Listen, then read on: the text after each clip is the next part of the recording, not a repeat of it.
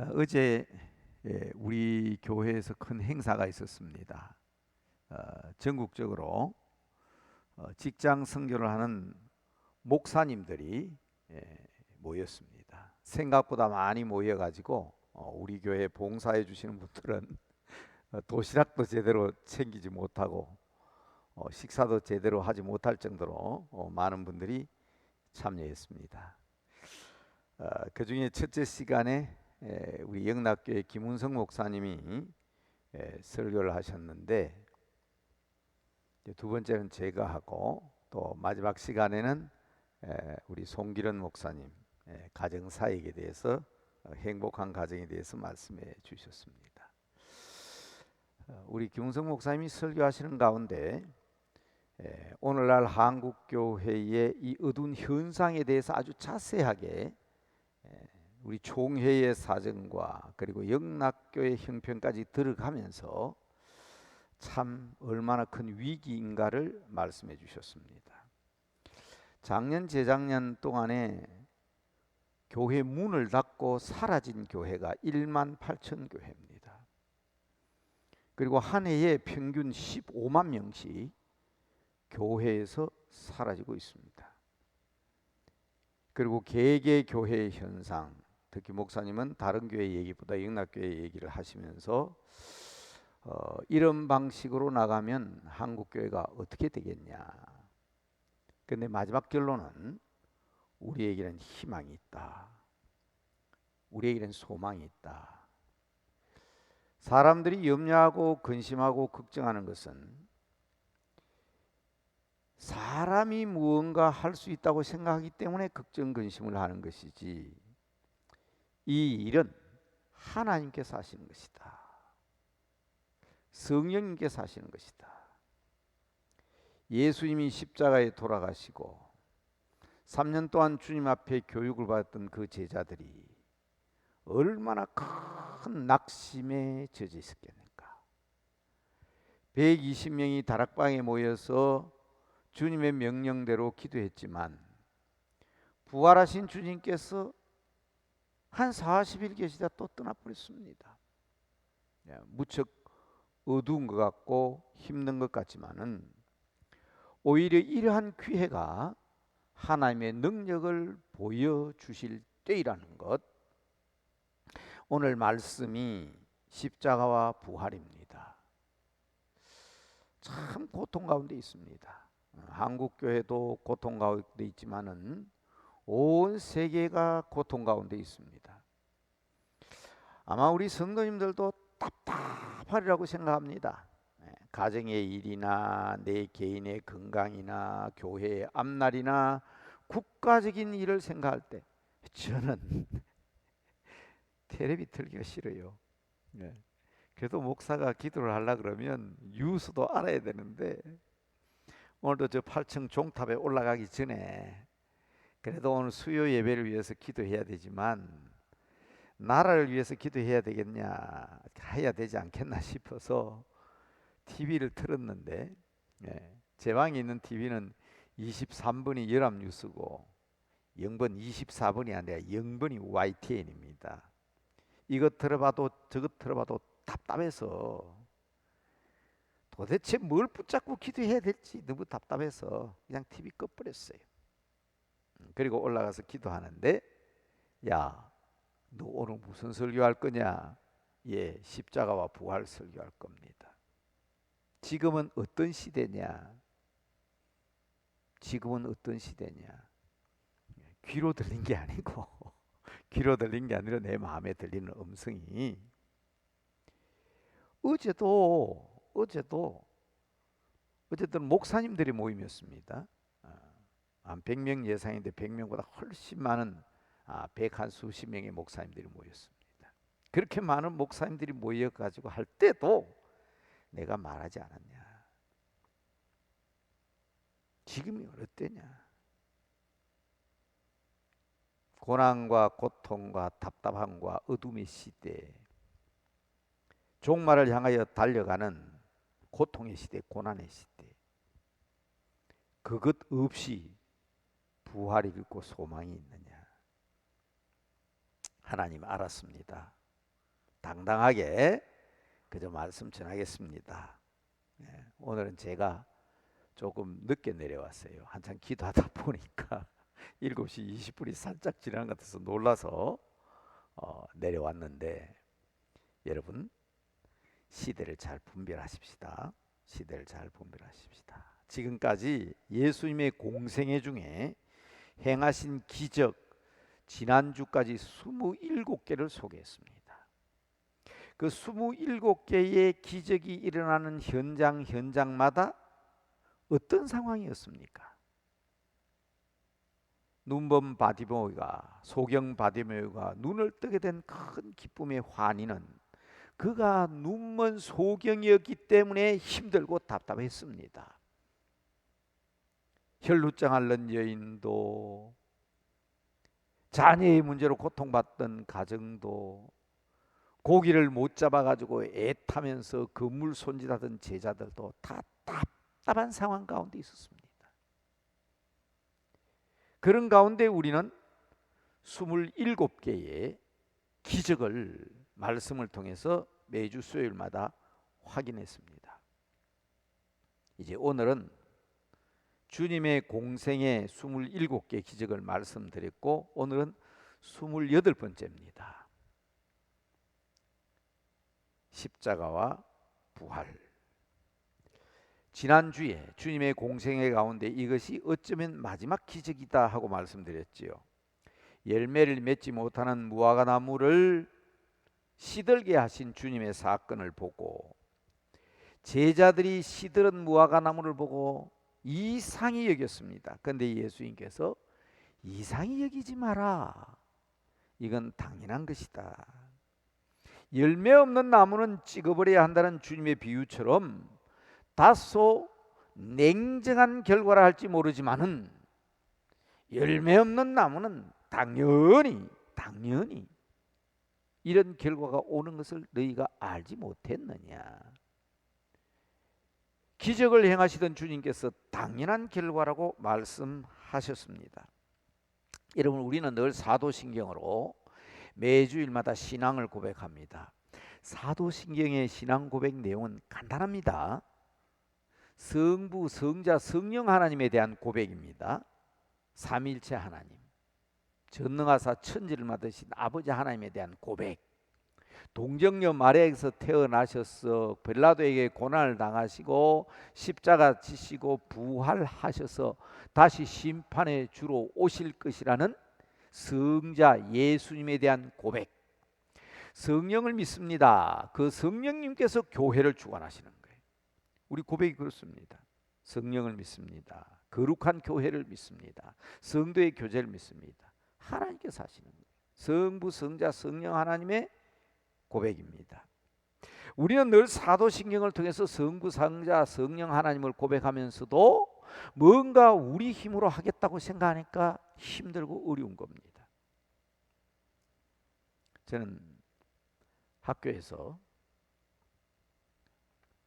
장로의 신학대학교에서 제가 맡은 일은 선교사 훈련이었습니다. 8주 동안 훈련을 해요. 가족들과 떠나서 애들도 다 떼나 놓고 부부가 숙식을 학교에서 합니다. 새벽 6시에 학생들과 같이, 기숙사 학생들과 같이 일어나서 새벽 기도하고, 밤 10시 되면 과제물 정리하면 11시, 12시 돼가지고 잠들어요. 8주래 8주. 4주씩 계산하면 2달인데 준비하고 마치고 정리하면 꼭 석 달에 걸쳤어요. 석 달. 대개 석 달 걸립니다. 훈련이 끝나고 나면, 훈련 받았잖아요. 눈빛이 바짝바짝 합니다. 이제 선교절에 나가겠다는 열의에 가득 차 있습니다. 이제 그때가 되면, 수료식 하게 되면 이제 총장님이 오셔가지고 수료 예배를 드리는데, 그 당시 우리 서정훈 총장님이 마지막 오셔가지고 성찬 예식을 행하고 마지막 수료장을 주기 전에 마지막 구원면을 합니다. 근데 그분 성품이 그래요. 그때마다 이렇게 둘러보고는, 야, 눈에 힘 좀 빼라, 무섭다. 늘 우리 총장님이 하시는 말씀입니다. 눈에 힘 좀 빼라. 무섭다. 너희가 너무 의지에 차서 눈빛이 바짝바짝 하는 거 보니까 겁난다. 성경은 너희들이 하는 게 아니야. 하나님이 하시는 거야. 훈련받았다고, 배웠다고, 좀 안다고 아는 척 하지 말고, 잘난 척 하지 말고, 있는 척 하지 마라. 늘 그렇게 부탁하셨어요. 그게 자주 저도 지도자론을 강의할 때 그 말을 곧잘 합니다. 세상의 지도자는 갖추고 있어야 돼. 모든 게 완벽해야 돼요. 그래 존경을 받습니다. 그러나 영적인 지도자는, 자기 힘으로 하는 지도자는, 영적인 지도자로서 자기에게 문제가 있는 거예요. 하나님께서 원하시는 일을 얼마나 하나님의 뜻대로 행하는 것이냐, 그게 영적 지도자로서 가장 중요한 문제입니다. 그래서 눈에 힘 빼라. 무섭다. 잘난 척 하지 말고, 아는 척 하지 말고, 있는 척 하지 마라. 늘 그 생각이 납니다. 여러분, 하나님이신 그분이 이 세상에 오셔서 우리들처럼 죄 많은 인간을 위하여 십자가 위에서 돌아가셨다는 사건, 이건요 대단한 기적입니다. 십자가와 부활하는 제목을 걸면 우리 사람들의 관심은 어디가 있느냐? 십자가에서 돌아가신 그분이 사흘 만에 다시 살아나셨다. 부활에 초점을 맞추어서 죽었던 사람이 다시 살아났다. 여기에 기적적인 초점을 맞춥니다. 올해 들어서 지난 2년 반, 3년 동안 큰 어려움을 겪었기 때문에 새해 벽두에 일주일간 저 높은 추운 종탑에서 기도하면서 제가 몇 개를 주셨다 그랬지요? 46개의 놀라운 주제들을 주셨는데 46개가 전부 다 주님의 기적적인 사건들입니다. 그래서 올해는 수요일 날 저녁에 주님께서 주신 46개 기적을 말씀드리고 있는데, 오늘 28번째 있고 보니까 한 40개나 한 38개를 좀 조정을 해야 될 것 같아요. 44개를 다 말씀드릴 수 없을 것 같고, 또 어떤 것은 합해도 되니까. 그러나 오늘 여러분들에게 말씀드린 것은 지금까지 공생애 중에서 말씀해 주셨던 27개와는 달라요. 우리가 생각할 때는 부활 사건이 기적처럼 보이지만 맞습니다. 기적은 기적이죠. 그렇지만 부활 사건은 성경 말씀을 근거로 살펴보면 지난주에 말씀드린 것처럼 뭐 그게 대단한 일이라고 생각하냐? 부활 사건을? 그건 당연한 일이다. 사람들은 부활 사건만을 기적적인 사건으로 봅니다. 맞습니다. 예수님의 부활은 첫 열매이시기 때문에 현재 우리의 눈으로 볼 때는 대단한 사건이지요. 그러나 우리들도 부활합니다. 조만간 우리들도 죽을 것이고 부활할 것입니다. 불신자들도 부활하잖아요. 심판의 부활로. 이 당연한 결과를 우리도 겪게 될 것입니다. 그러나 여러분, 생명의 부활을 꿈꾸는 사람일수록 십자가의 의미를 분명하게 해야 합니다. 오늘 말씀의 제목이 십자가와 부활이지만은 여러분, 이 십자가 사건을 분명히 하지 않으면 안 됩니다. 십자가 없는 부활은 의미가 없습니다. 코로나로 2년 반 동안 겪었고 힘들고 어려운 과정 가운데 우리 교회나 한국 교회나 무려 1만 8천 교회가 없어져 버렸다고 그러는데, 해마다 15만 명씩 성도들이 줄어든다 그러는데, 어제 우리 김 목사님 말씀대로 계산을 하시더라고. 한 해에 15만 명씩 줄으면 우리 교단의 교인이 300만 성도 운동을 해가지고 막 300만 돌파했다고 잔치를 했는데 그건 허수다. 앞문으로 들어오는 것만 매주 계산을 하니까 300만 넘는다 잔치를 했지만 뒷문으로 빠져나가는 건 계산하지 않았다. 그러다 보니까 우리 교단의 교인들이 한 1,000만 가운데에서 우리 교단은 한 4분의 1 정도, 240만 50만 정도 되는데 1년에 15만씩 빠져나가면 10년이면 150만이 빠져나갑니다.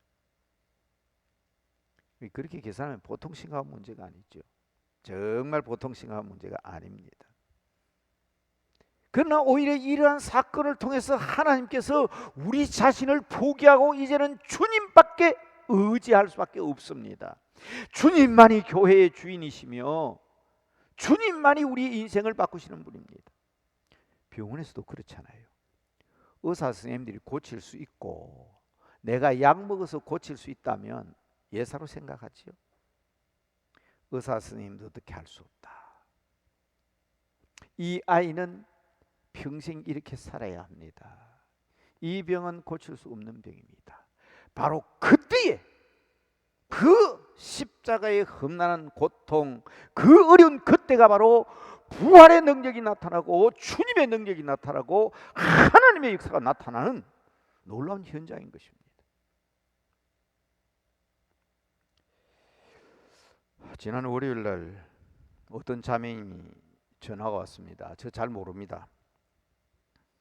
기도원에서 만난 자매인데 목사님이 그때 제게 안수하여 기도해 주셔서 너무 큰 기적과 능력을 체험했습니다. 그래서 가끔은 한 1, 2년 전 일이지만 가끔은 그분이 제게 조금 도움이 되는 사람이 됐어요. 난 잘 몰라요. 그런데 함부로 도움을 받으면 안 되잖아요. 어떤 사람인지도 모르는데. 근데 지난 월요일 전화 왔어요. 목사님, 기도원에서 기도해 주셔서 제가 지도하는 부부 가정에 큰 역사가 나타났습니다.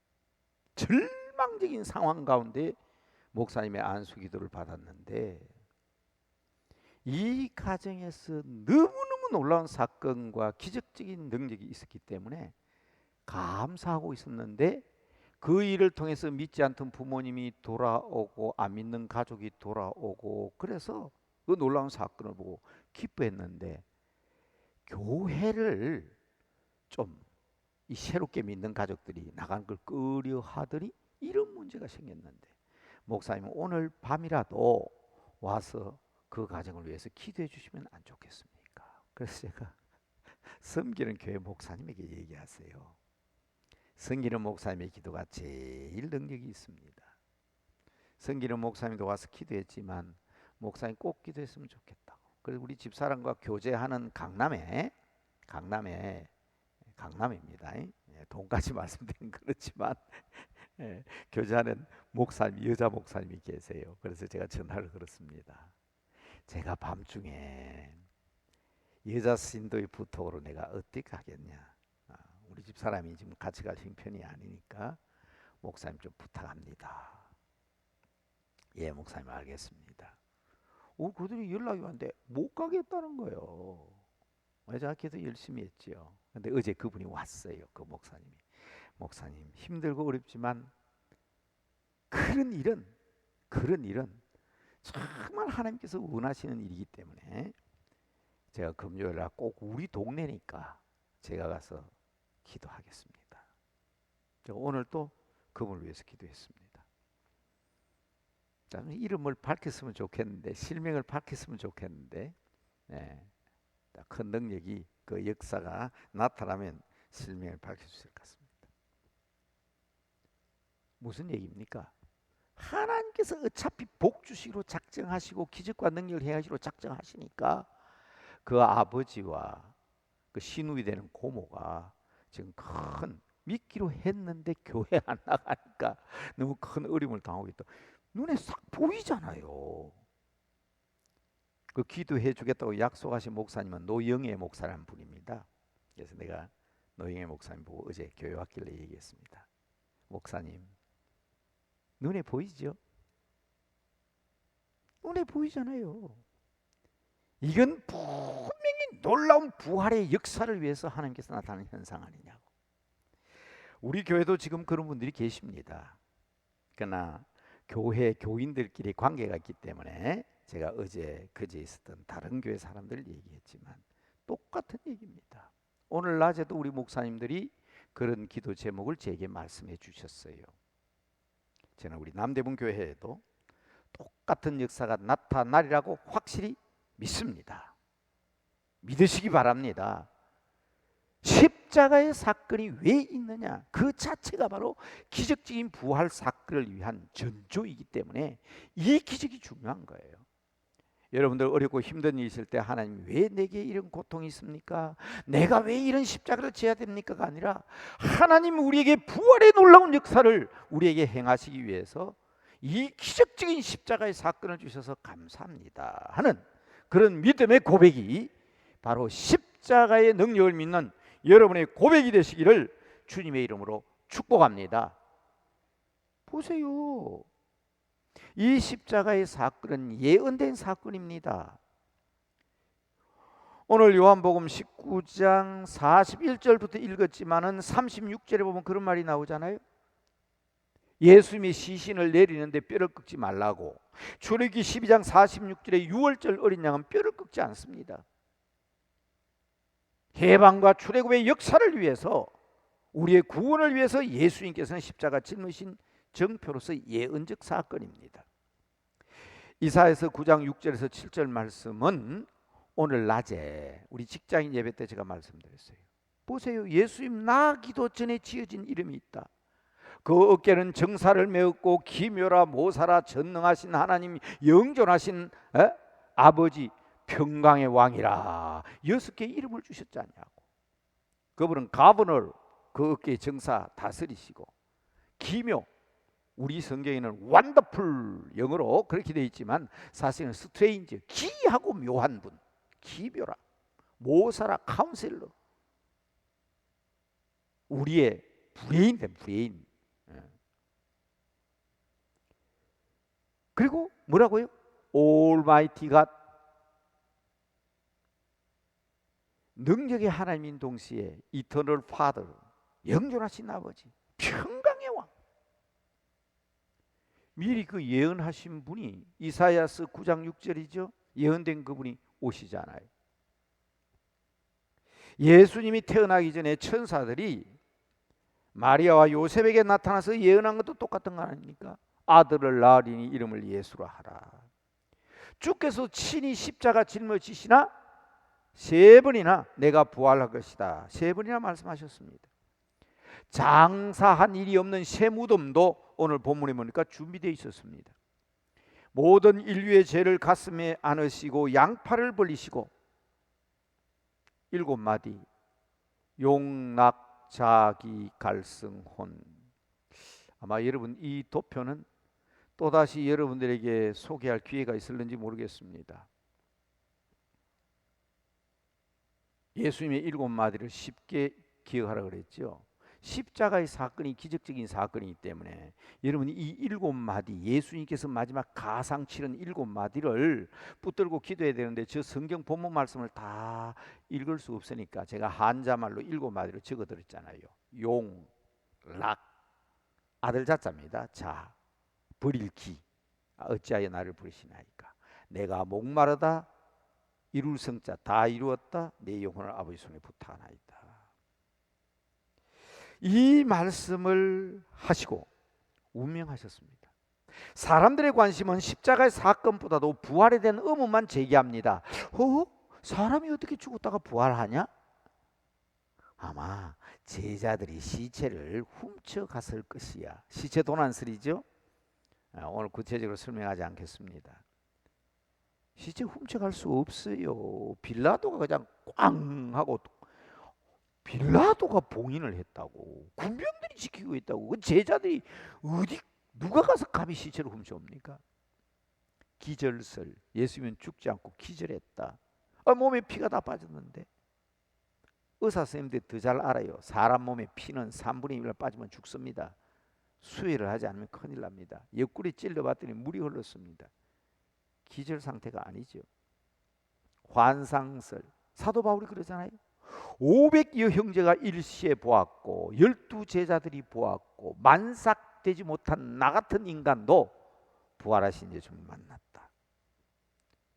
이런 루머를 만들어내지만 정말 기적적인 사건은 우리 주님이 우리 죄를 위하여 십자가에서 죽으신 사건입니다. 과학하는데 속지 마라 그랬습니다. 네. 우리 영상으로 화면 바꿔도 되는데, 우리 영상으로 예배 드리시는 분들도 한번 따라했으면 좋겠어요. 이런 같이 한번 따라합시다. 과학은 사실을 연구하는 학문이다. 과학은 뭐라고요? 사실을 연구하는 학문. 이건 꼭 기억하셔야 돼요. 역사적 사실을 연구하는 것을 역사과학이라고 해요.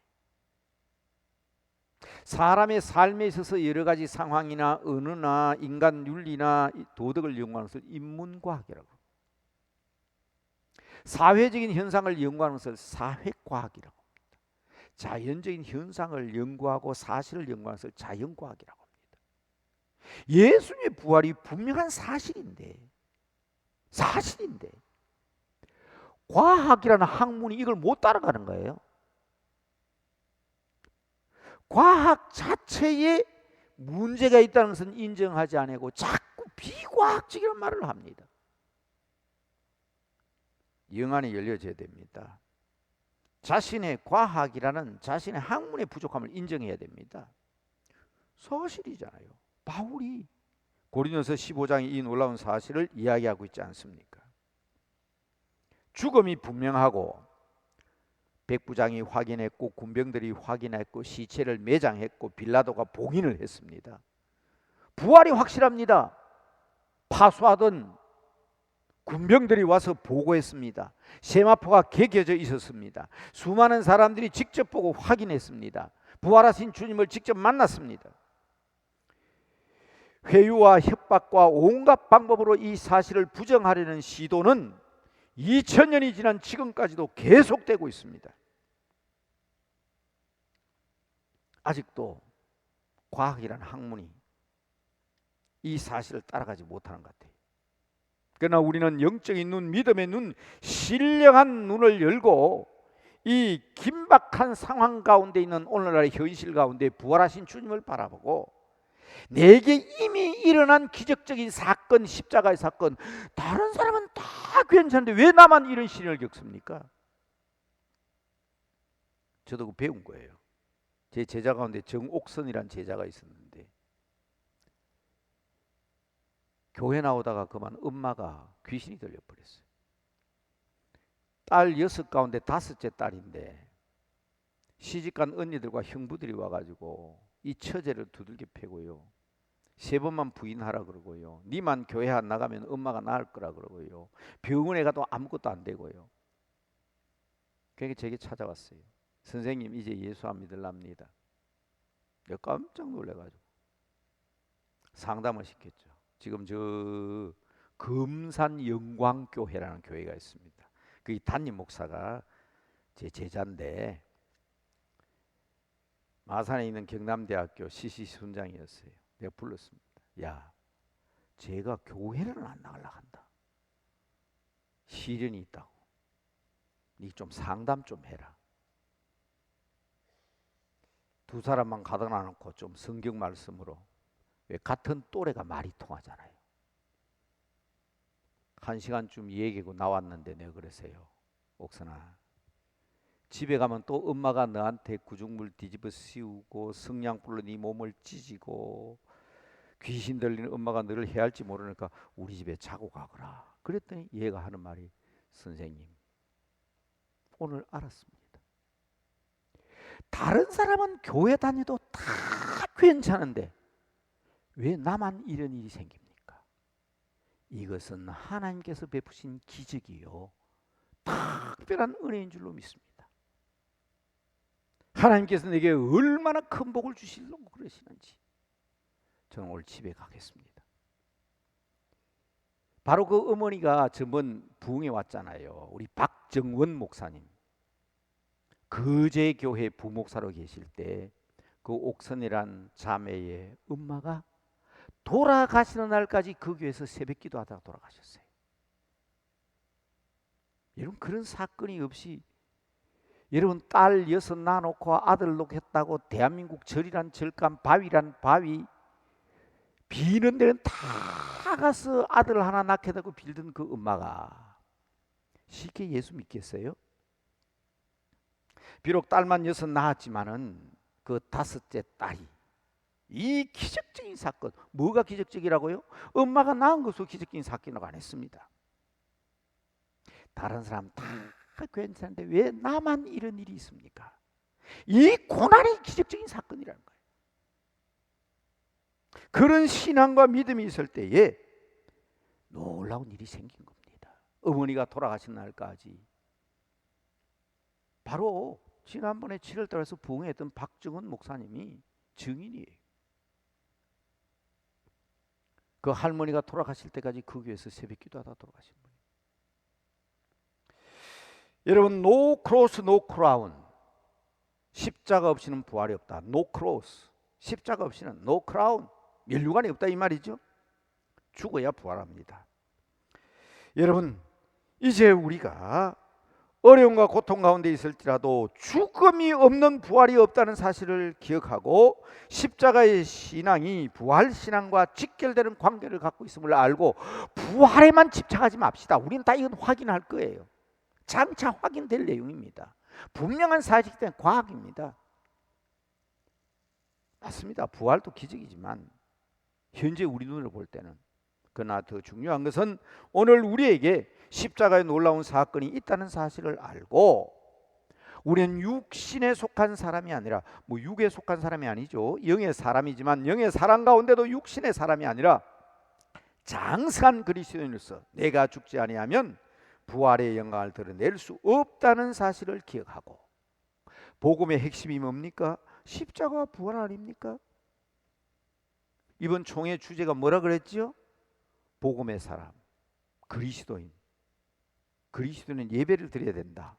그게 내년도 주제라고 했습니다만은 저는 우리 복음은 십자가와 부활인 것처럼 주님의 부활이 없다면 우리가 어땠을까 하는 것을 고린도전서에 사도 바울이 얘기하고 있어요. 우리의 믿음도 헛것이요, 전하는 복음도 헛것이요, 우리는 거짓 증인이 될 것이며 우리들은 죄 가운데 있을 수밖에 없고 가장 불쌍한 사람이 될 것이다. 부활을 집중적으로 얘기했지만, 그러나 가장 의롭고 당당하고 밝고 행복한 삶을 살 수 있는 사람은 십자가의 거룩한 피로 내 죄가 정결케 되고 그 십자가의 능력으로 우리가 부활의 역사를 체험할 수 있다는 이 기쁨과 감사의 표징을 확실하게 하고 승리의 삶을 통하여 주께 영광 돌리게 되는, 부활도 기적이지만 십자가의 사건도 기적이라는 사건을 다시 한번 고백하면서 세상과 영원한 그날에서도 칭찬받는 성도로서 당당하게